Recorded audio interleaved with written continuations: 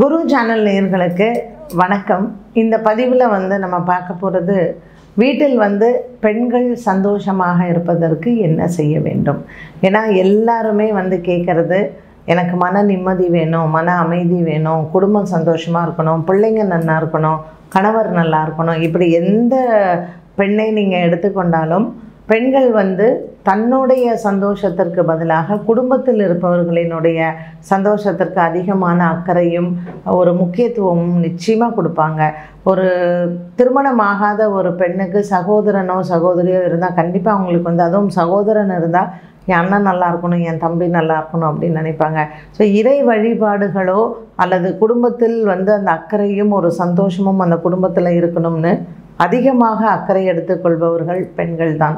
அதனால் அவங்களுக்கு நிறைய டைமும் இருக்கும். ஒரு வீட்டில் உட்காந்து ஒரு பூஜை பண்ணணும் அப்படின்னா ஹஸ்பண்டோ இல்லை பசங்களோ எல்லோரும் வேலைக்கு போனதுக்கப்புறம் நல்ல நிதானமாக உட்காந்து அவங்க ஸ்லோகம் சொல்கிறது, பூஜை பண்ணுறதெல்லாம் ஒரு இன்ட்ரெஸ்ட் எடுத்தும் செய்வாங்க.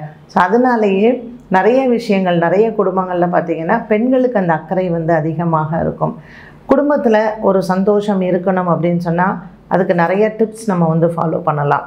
ஸோ ஃபஸ்ட்டு நம்ம தெரிஞ்சுக்க வேண்டியது என்ன அப்படின்னு சொன்னால், ஒரு குடும்பம் நல்லா இருக்கணும், ஒரு அழகான குடும்பமாக இருக்கணும்னா அந்த வீட்டில் பாசிட்டிவிட்டி நிறையா இருக்கணும். அதனால் பெண்கள் அழறதை ஃபஸ்ட்டு நிறுத்துறது ரொம்ப நல்லது. ஏன்னா சின்ன சின்ன விஷயங்களுக்கும் நம்ம ரொம்ப இமோஷ்னல் ஆயிடுவோம். ஏதாவது ஒரு விஷயம்னா ஒரு பதட்டம் இருக்கும். அண்ட் ஜென்ரலாக பெரியவங்க சொல்லுவாங்க, செவ்வாய்க்கிழமை வெள்ளிக்கிழமை தயவு செஞ்சு அழாதீங்க அப்படின்னு சொல்லிட்டு.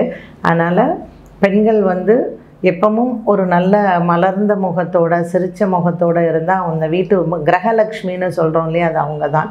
ரெண்டாவது, ஒரு பூஜை ரூமை எடுத்துட்டீங்க அப்படிங்கும்பொழுது அந்த பூஜை ரூம் எந்த அளவுக்கு நீங்கள் எப்படி வச்சுருக்கீங்கிறது ரொம்ப ரொம்ப முக்கியமான ஒன்று.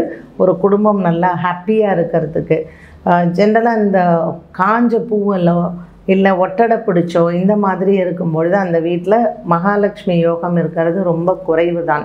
அதனால் அந்த பூஜை ரூமை ஃபஸ்ட்டு சுத்தமாக வச்சுக்கோங்க.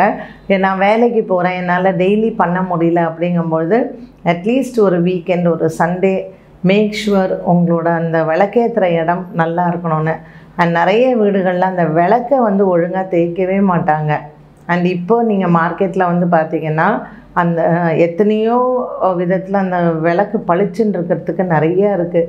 ஸோ தினம் நம்ம ஒரு வாரத்துக்கு ஒரு முறையாவது அந்த விளக்கை சுத்தம் செய்து விளக்கை ஏற்றக்கூடிய அந்த சாமி ரூமையும் நம்ம சுத்தமாக வச்சுக்கணும் அப்படிங்கிறது ஒரு ரொம்ப முக்கியமான ஒன்று. அது இப்போ வேலைக்கு போகிற பெண்கள், நடுத்தர வயதில் இருக்கிறவங்களுக்கெல்லாம் சோம்பேறித்தனம் நிறையா இருக்குது. ஸோ விளக்கேற்றுறதுக்கு பதிலாக எலக்ட்ரிக்கில் வாங்கி வைக்கிறேன், இல்லைன்னா ரெடிமேடில் நிறையா கிடைக்கிது பண்ணுறேன். தயவு செஞ்சு அதெல்லாம் பண்ணாதீங்க. நம்ம பாரம்பரியம்னு ஒன்று இருக்குது. அதனால் ஒரு நல்லெண்ணெயில் விளக்கேற்ற சொல்கிறதுக்கு என்ன அர்த்தம்னு கேட்டிங்கன்னா, நமக்கு அந்த நல்ல எண்ணெயில் அந்த பஞ்சுத்திரி போட்டு விளக்கேற்றும் பொழுது அந்த ஒளியில் வரக்கூடிய அந்த எனர்ஜியானது நம்மள்கிட்ட இருக்கிற சோம்பேறித்தனத்தை போக்கும். ஏன்னா நல்லெண்ணெய்ங்கிறது சனி பகவானினுடைய பிரீத்தி. ஸோ நல்லெண்ணெயில் விளக்கேற்றும் போது நமக்கு கண்ணுக்கு குளுமை ஒன்று, அந்த இடத்துல இருக்கக்கூடிய நெகட்டிவ் கண்டிப்பாக போகும். பசு நெய்யில் விளக்கேற்ற சொல்லியிருக்காங்க. இது ஐஸ்வர்யத்தை கொண்டு வரும் வீட்டுக்கு. ஒரு நல்ல மணி இன்ஃப்ளோ வீட்டில் இருக்கணும் அப்படின்னு சொன்னால் விளக்கில் பசு நெய்யை ஊற்றி நம்ம ஏற்றும் பொழுது மகாலட்சுமி யோகம் அந்த இடத்திற்கு கண்டிப்பாக இருக்கும். விளக்கு ஏற்றும் பொழுது எப்பொழுதுமே ஒரு இடத்துல அக்னி இருக்குது அப்படின்னா அந்த இடத்துல நீரும் கண்டிப்பாக இருக்க வேண்டும். அக்னியை நம்ம சூரியன்னு சொல்கிறோம், அந்த தண்ணி சந்திரன். ஸோ சூரியனும் சந்திரனும் ஒரு பூஜை ரூமில் இருக்கும் பொழுது அவங்க நித்திய சூரிகள்னு பேர். சுவாமியை சூரியனும் சந்திரனும் தினமும் அவங்க வணங்குறாங்க. அப்போ நம்மளுடைய பூஜை ரூமில் விளக்கேற்றும் பொழுது அது பக்கத்தில் ஒரு செம்பில் தூய நீர் அப்படிங்கிறது தினமுமே நம்ம அங்கே வைக்கணும்.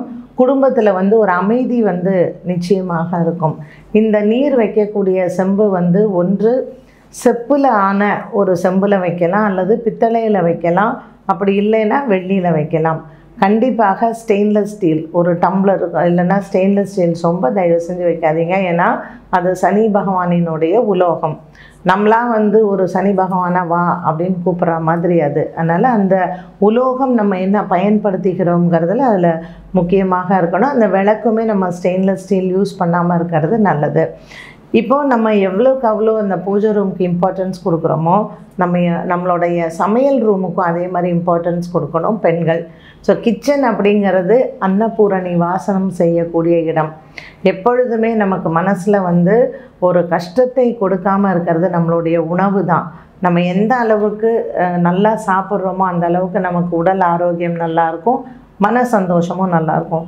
ஸோ பெண்கள் சமைக்கும் பொழுது திட்டிக்கிட்டே சமைக்கிறது, இல்லை உங்கள் பசங்க மேலே இருக்கிற கோவம், ஹஸ்பண்ட் மேலே இருக்கிற கோவம், வீட்டில் மற்றவங்க மேலே இருக்கிற கோவம், தயவு செஞ்சு உங்கள் ஃப்ரஸ்ட்ரேஷனை கிச்சனில் காமிக்காதீங்க. ஏன்னா எந்த எண்ணங்களோடு நம்ம சமைக்கிறோமோ நம்மளுடைய ஆரோக்கியமும் அப்படித்தான் இருக்கும். என்ன சண்டையாக இருந்தாலும் அதற்குன்னு ஒரு நேரம் உண்டு, அதற்குன்னு ஒரு இடம் உண்டு. இந்த சமையலறை அப்படிங்கிறது நம்ம வீட்டில் பூஜை ரூமுக்கு எந்த அளவுக்கு தெய்வத்துக்கு முக்கியத்துவம் கொடுக்குறோமோ அதுக்கு அடுத்தது நம்ம கொடுக்கக்கூடிய அந்த முக்கியத்துவம் நம்மளுடைய சமையலறை தான். ஒரு குடும்பம் ஆரோக்கியமாக இருக்கணும், ஒரு குடும்பத்தில் இருக்கிறவங்க ஆரோக்கியமாக இருந்தால் மட்டுமே அந்த இடத்துல சந்தோஷங்கள் இருக்கும். எப்போவுமே ஐஸ்வர்யம் வரணும், பணம் வரணும் அப்படின்னு பரிகாரங்கள் தேடாதீங்க. குடும்பத்தில் சந்தோஷங்கிறது நல்ல ஆரோக்கியமும் கூட. நம்ம நிறைய காசு வச்சுருப்போம், டெய்லி டாக்டர் வீட்டுக்கு போகிறதுல என்ன பிரயோஜனம் இல்லையா? நல்ல உணவு சாப்பிட்ணும், அந்தந்த வயதில் நமக்கு நல்ல ஒரு சந்தோஷங்கள் இருக்கணும். ஸோ ஒரு குடும்பத்தில் கணவன் மனைவி நல்ல தாம்பத்தியத்தோட, ஒரு குடும்பத்தில் பசங்களோட எந்தவித நோய் நொடி இல்லாமல் அன்றாடம் நமக்கு உண்டான அந்த உணவு நல்லபடியாக கிடைக்கணும், ஒரு கடன் இல்லாத ஒரு வாழ்க்கை, இதுதான் நமக்கு ஒரு சந்தோஷத்தை கொடுக்கக்கூடியது இல்லையா? ஸோ இந்த டிப்ஸை நம்ம ஃபாலோ பண்ணாலே நமக்கு மகாலட்சுமி யோகம் கண்டிப்பாக உண்டு. அண்டு தன யோகம் மட்டுமல்லாமல் நமக்கு நல்ல ஒரு ஆரோக்கியத்தையும் கொடுக்கக்கூடியதுங்கிறது நம்ம வாழக்கூடிய வீடு. இதை சுத்தமாக வச்சுக்கலாம். செவ்வாய் வெள்ளி இந்த கிழமைகளில் நம்ம தவறாமல் இறைவனை வணங்கிறது, மாலை நேரத்தில் விளக்கேற்றுவது, எப்படி நம்ம பெரியவங்க சொன்ன சில விஷயத்தை ஃபாலோ பண்ணாலே குடும்பத்தில் அமைதியும் சந்தோஷமும் நிச்சயமாக உண்டு.